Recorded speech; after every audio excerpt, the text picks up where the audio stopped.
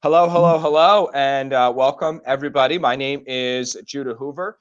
This guy right over here is Josh Weidman, and down here we are joined with a special guest, Brian Lochner. We will talk about who he is and why he is with us here in just a little bit. But this is the Build and Grow with Real Estate show. We come to you every day at noon. We had about 1,000 views on yesterday's show. We desperately very much want to say a big thank you to all of our loyal listeners.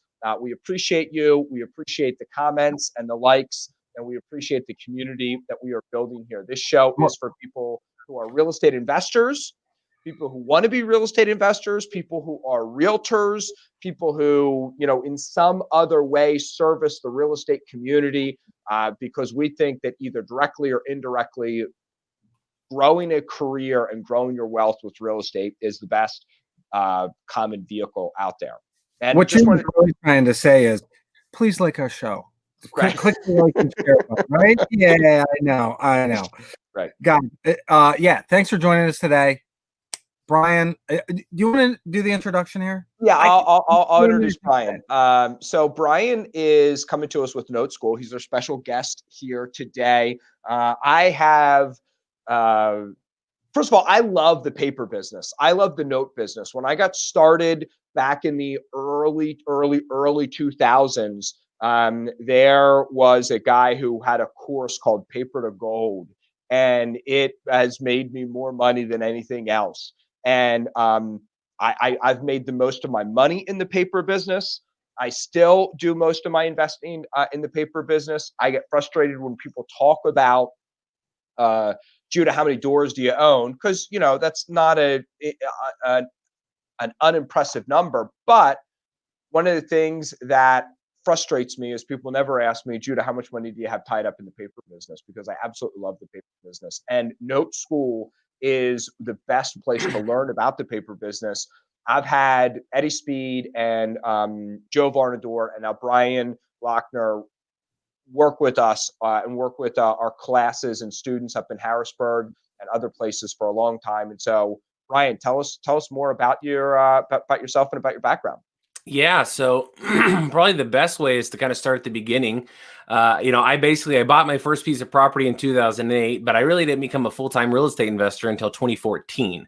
And the only reason I even became a real estate investor is because I went into work one day at my corporate job, and they just decided I didn't need to work there anymore, right? So that was nice of them. Isn't it? And so it was that transition of like, I came home, I was the only income earner in my family. So my wife stayed at home with my son. My wife was pregnant at the time, because when else would you have a pregnant wife except for when you lose your job?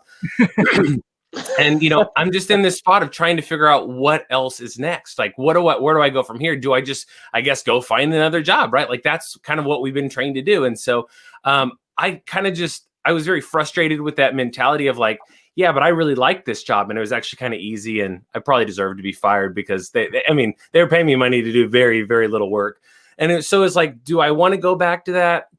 I don't have the control that I would want to be able to provide for my family. And so I think because of that, it kind of created this open-minded thinking of like, well, maybe I want to take a risk on myself, right? Maybe I want to bet on myself here. And so what would be kind of that smart thing to do? And wholesaling just seemed like the go-to thing, especially in 2014. And so I was like, man, I really should like ramp this up. Let's do this like at a bigger level. Let's see what it looks like to go full-time. And I just went after it. And, my first year I did enough deals to make it worth it and to say, this is the real deal. I'm going to dig in and try to grow it.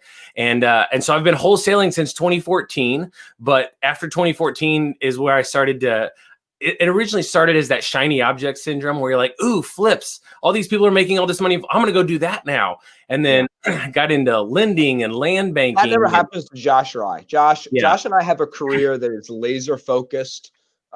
We have never wondered, basically the type of real estate deals I started doing are the real estate deals. Yeah. Right, Josh? That's your story too, right, buddy? Yeah. Anyway, keep going. I'm sure that not only Josh and I can sympathize and empathize with you, Yeah. but a lot of our listeners probably have had similar Yeah. experiences in real estate. So I dabbled in all these different strategies, right? And I kept trying. I actually even owned a property management company for about 6 months, just to see if that was for me. It turns out it wasn't. And and so was getting in the rental game and trying to build my wealth, like we talk about. And then in 2016, so I'm like almost a year and a half, 2 years into this, I'm at this RIA here in the Dallas area. I live in the Dallas, Texas area. And this guy named Eddie Speed is talking. And, it's the same RIA group I go to all the time. They've got food. They got an open bar. Like you go to socialize and there's always a speaker. And so you go, you try to learn some stuff. And he kept talking about this thing that, you can grow your wealth and look what you can do with these leveraging strategies. And I'm thinking, yeah, man, but I'm just thinking I need money today. I need to be making money to feed my family. Kids like to eat every day. My wife still likes to spend money. So there's reasons I need money now. And so honestly, I kind of just tuned out, I, not necessarily intentionally. It was just kind of I had friends there and there was a bar and stuff. So he was talking about how the note business sometimes is seen as more of a long-term play. And you were liking the wholesale business because it's more transactional and you get chunks of money today. So you were liking the chunks of money today versus. Judah, you heard that. What I heard is my kids like to eat every day. And, Right. and I have 3 of them. Judah has 4. We're like collectors, right? Yeah. And so, I don't know. Brian, how many kids do you have? You still with 2. one? I have 2. Okay, you got 2. Yeah. You're on your way there. You're on your way to nuts. That's a good start. Two's a good It's start. unbelievable how they want to eat every single day. And it's not just once. It's 2, 3, sometimes 4 or 5 times. It's insane. Yeah, no, totally. And so it's interesting because you heard different things. And that's kind of my point, is that what he said versus what I heard were 2 different things. Right. And so at the end, you're going around, you're shaking hands, you walk up and, down here in the South, you're just always going and saying, hey, great job. Right. And he said, well, what do you do? And I said, well, Eddie, I'm a wholesaler. And that's kind of what I'm focusing on. And in 2016, things are going really well. Our buyers list exploded that year. Our marketing dollars were outperforming what we expected. So really, I was I'm ready to grow. And so he's like, it ain't broke, why fix it? Exactly. And he said, well, what you really need to do if you want to grow is you need to add creative financing elements to your acquisitions model. And that will completely change your business. And I'm sitting here, a year and a half in business. Look, Mr. Speed, I don't want to be rude, but I've been doing this for about a year and a half now. I've done some deals. 18 whole months. I got this figured out. The newbie problems. Meanwhile, Eddie Speed has been in business for 40 years and done over 40,000 deals. And so I just didn't know who I was talking to. And he's just the coolest guy ever. He's like, okay, no big deal. And that was 2016. And it just kind of went by. And then I stayed in business. And then in 2018, all of a sudden, we started seeing our metrics shift drastically. Our marketing dollars were not performing. We were spending a lot more and getting way less deals. And so there was this panic of, I need a new result. So I got to change my actions. What do I do? And laying in bed one night, I was like, oh my gosh, what about Eddie Speed?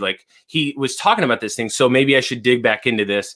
I know creative financing and seller financing was a part of it, but I know he's talking about something about notes, but I didn't really understand it.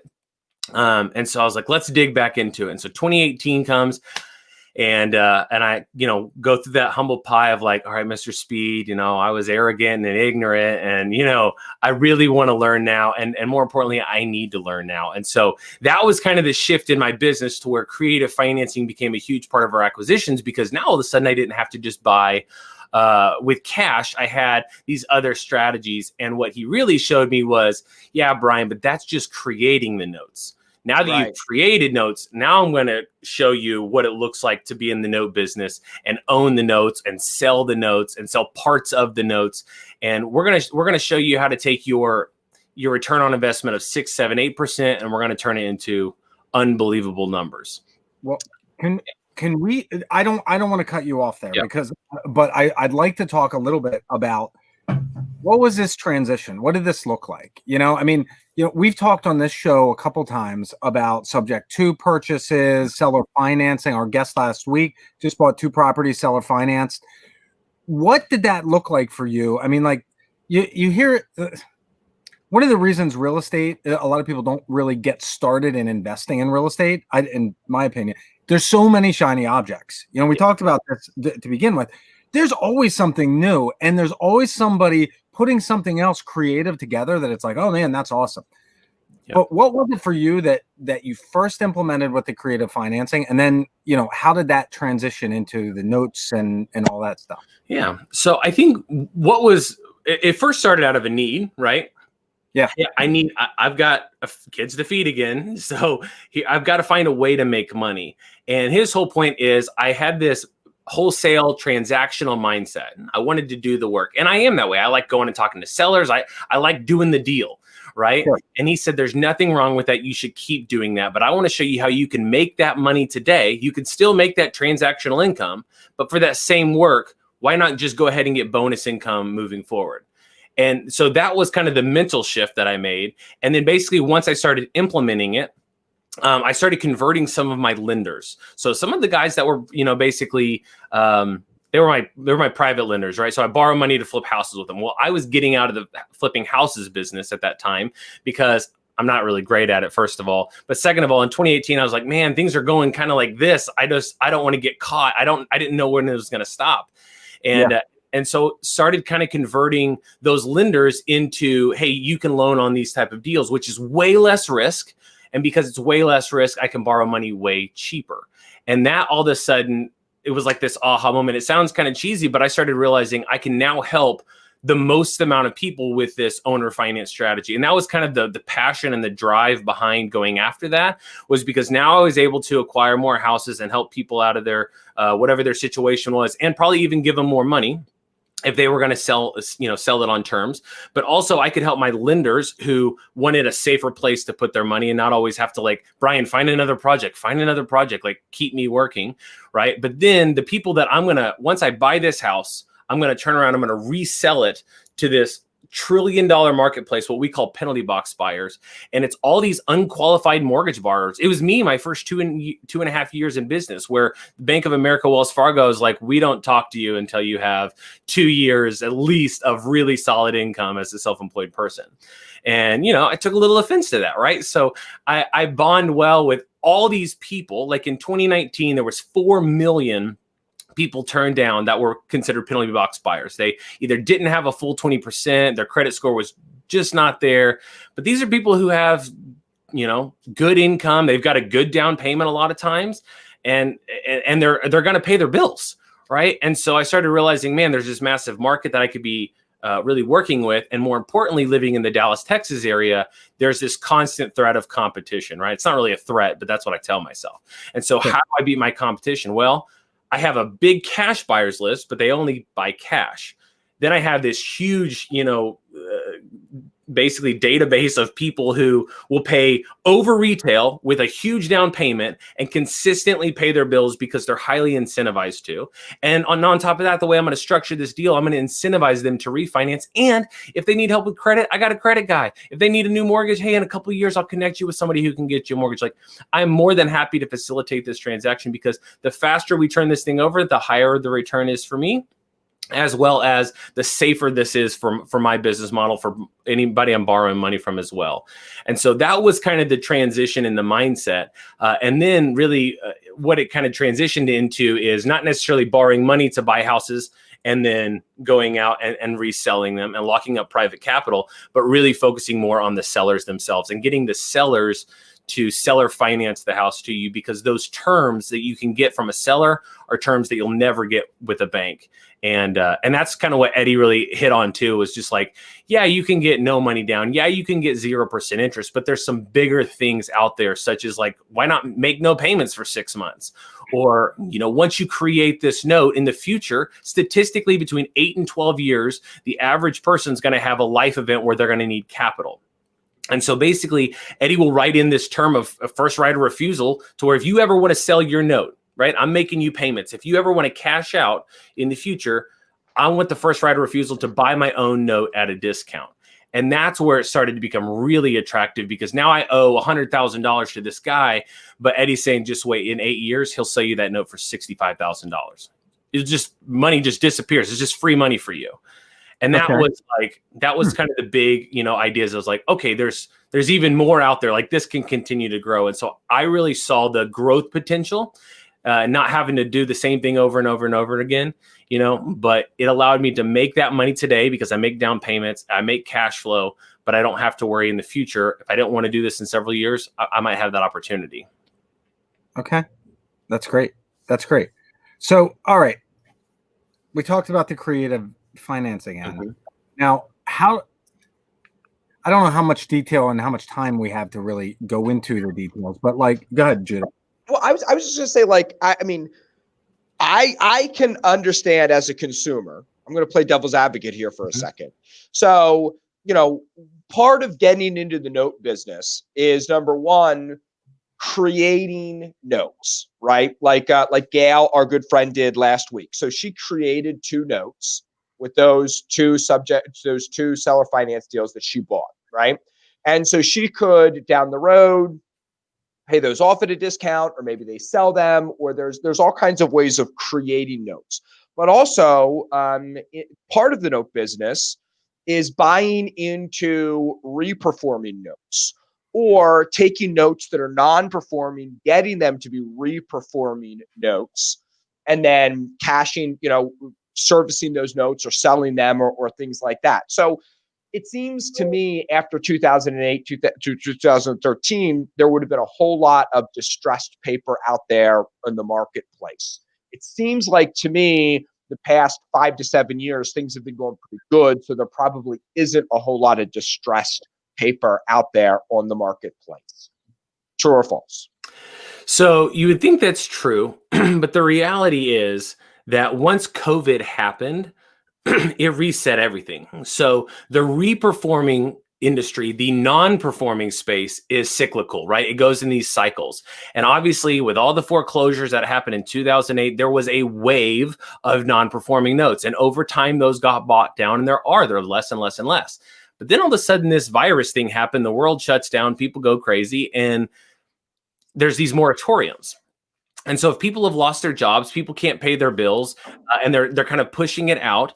What does that mean? Well, that typically means there's going to be another wave coming. And we know that there's another wave coming. And Eddie really calls this a mortgage meltdown in slow motion. That's what Eddie's been calling it since March. He says, just watch, it's going to unfold. People think that 2008 happened overnight, but it was about an 18-month period of watching it unfold before it actually really unfolded. And it's no different this time. Again, he's been doing this for 40 years. I was just saying, Eddie probably has some pretty good expressions on that. People are probably looking at this like a mule looking at a new gate, thinking this is something new. Yeah, Eddie goes. Yeah, he's got some great verbal expressions. Exactly. And so now we've got, you got to understand, the public, the word forbearance, a lot of people think means forgiveness. And if you just look at it from a simplistic standpoint, you lost your job, you can't make your payment, you get in a forbearance program. Okay, let's just, to keep the math easy, you owe $1,000 a month on your mortgage. Okay, it's a 6-month program. And so you don't have to pay that $1,000 payment for 6 months. But on that 7th month, you have to pay that $1,000 for the 7th month plus all $6,000 that you didn't. Well, if you don't have $1,000 today, what makes me think you're going to have $7,000 in 7 months or 6 months? Are you telling me that people in the Dallas, Texas area live paycheck to paycheck? It's just Texas. Yeah, it's just Dallas. That is crazy to me, because up here in central Pennsylvania, I mean, people have tons of money sitting aside in their savings account. Right, right. People live within their means. Yeah. People don't get a raise and then immediately spend that much more money every month. These are not things that happen up here. Man. Well, I'll start booking my travel to move up there. But for the rest of the people, other thing is this, and if you'll have me back on the show, I'll kind of bring some statistics and some news articles that kind of show this. But you got to look at really the bigger picture, because some articles are like, oh, look, things are getting better, and some articles are like, hey, this is going really wrong. And what I'll do is I'll kind of push all these articles together to show you what's really happening. So, for example, what we see is that forbearance plans, the loans that are in forbearance, that number seems to be going down. And what the perception is in the media and in the investor public is, we say, oh, well, people are getting out of their forbearance plan. They're refinancing. They're not refinancing because, again, they just had a 2-month gap in employment history. And not only that, the last FHA bundle of loans that was bought was like a 752 credit score, I believe, was the average credit score. So chances are, unless you have really great credit and you went into a forbearance program because of hardship or whatever, the likelihood of you getting refinanced is very slim. What's really happening is those are going off of the forbearance loan list, because the banks are buying them back. They're buying them as non-performing loans, because a lot of, now that the moratoriums are starting to get basically turned back around, the first thing they're working on is they're getting rid of the abandoned properties. They're getting rid of anything that's like blighted. But the first foreclosures are really those foreclosures that they were already delinquent in March, and they were supposed to be foreclosed on in March, but they didn't. Right. So now all of a sudden they're getting foreclosed on, they're getting, back on the balance sheet of the banks, and they're taken off of that list. So it looks like, oh, people are refinancing their houses, forbearances are going away, but that's not the case. That's just the first indicator that, look, that's the trigger that we're going to have a lot of Yeah, that's a conversation that Josh and I have on a very regular basis without even trying it. It seems set up and contrived, but Josh will bring out, news statistics that, make things look, I don't want to say he's doom and gloom, but like Josh takes a slightly more pessimistic view on the news, and I take a slightly more, but I'm also not, Pollyanna about it either. I just take a slightly more optimistic view. So would love to have you back on for sure, and talk about and talk more about those statistics. But let's transition here, because one of the things that Josh and I have done is we've decided to partner with Note School. And I mean, let me ask the leading question. If people are interested in learning more about notes, is there a way that you could teach them more about notes? Is there an opportunity that people would have to do that? Yeah. So thank you for that lead in. Right? No, there absolutely is. And this is a really great thing. I'm basically teaching a 1-day class on this. And I'm really kind of going to go through the creative finance of creating your notes, going through what it looks like to be in the note business, to flip your own notes, or to flip someone else's notes, or just to buy passive notes and be partial and be in the note business, as well as some leveraging techniques. But really what I want to dig into is the non-performing side of things to really help you better understand what that looks like. And so I'm doing this 1-day class. You can see it on the screen there. It's October 10th. It is 9 to 3:30. But here's the thing. This is actually it's a virtual class. It's a virtual class. Yeah. And you can register for this virtual class at this link, but you have to use that link if you want to come for free. Because if you go to the Note School site or any other site, because there's going to be several different RIA groups on this Saturday, and everybody's paying except for this show. So what you got to do is you actually have to click that link to be able to get it for free. It'll just take you straight to the page, and it won't ever show you a purchase. Yeah, there's a lot of, for our dear listeners out there, there's a lot of affiliate marketers out there who are going to run ads for this, and then they're going to charge, $3 to $5 to $10 per seat that they can sell. And I've run Saturday seminars too, where I've got to pay for a hotel and pay for lunch, and just to kind of recoup my costs, I charge anywhere from $10 to $20 to get in. Josh and I had a conversation about this. We decided that for our listeners, we wanted to give people admittance to this class for free, but you have to use our affiliate link there. And BGRES is Build and Grow with Real Estate Show.